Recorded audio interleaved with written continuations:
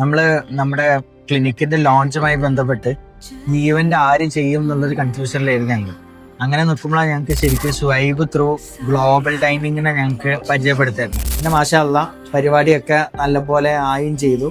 പിന്നെ ഇവിടെ വന്ന ഓരോ ആൾക്കാരാണെന്നുണ്ടെങ്കിലും നമ്മളോട് നല്ലത് നല്ലാണ്ട് ഒരു ഒരു ഒരു ഇപ്പം ഏത് പരിപാടി നടത്തുകയാണെങ്കിലും ആരെങ്കിലും എന്തെങ്കിലും ഒരു സൈഡിൽ ഒരു കംപ്ലൈൻറ്റ് പിടിക്കും.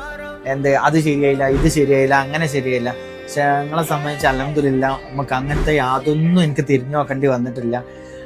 അറിയാലോ, നമ്മളിപ്പം ഒരു ക്ലിനിക്ക് ആയിക്കോട്ടെ, അല്ല നമ്മൾ വീട്ടിലൊരു ഈവൻ്റ് ആയിക്കോട്ടെ, ഏറ്റവും വലിയ തലവേദന അതിൻ്റെ ഓണർക്ക് ആയിരിക്കും ഉണ്ടാവുക. അപ്പം ഞങ്ങളെ രണ്ടാളെ സംബന്ധിച്ചാണെന്നുണ്ടെങ്കിൽ ഞങ്ങൾക്ക് ഇതിൻ്റെ സൈഡിലുള്ള ഒരു തലവേദനയും ഞങ്ങൾക്ക് ഉണ്ടായിട്ടില്ല.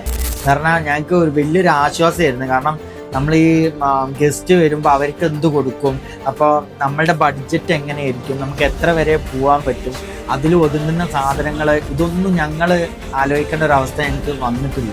അത് നിങ്ങൾ തന്നെ രാത്രി ഇപ്പം ഞാൻ ഇന്നലെ നീ എവിടെയായിരുന്നു എന്ന് ചോദിച്ചപ്പോൾ നീ കീ ചെയിൻ പ്രിന്റ് ചെയ്തുകൊണ്ടിരിക്കുകയാണ് എന്നുള്ളതാണ് പറഞ്ഞത്.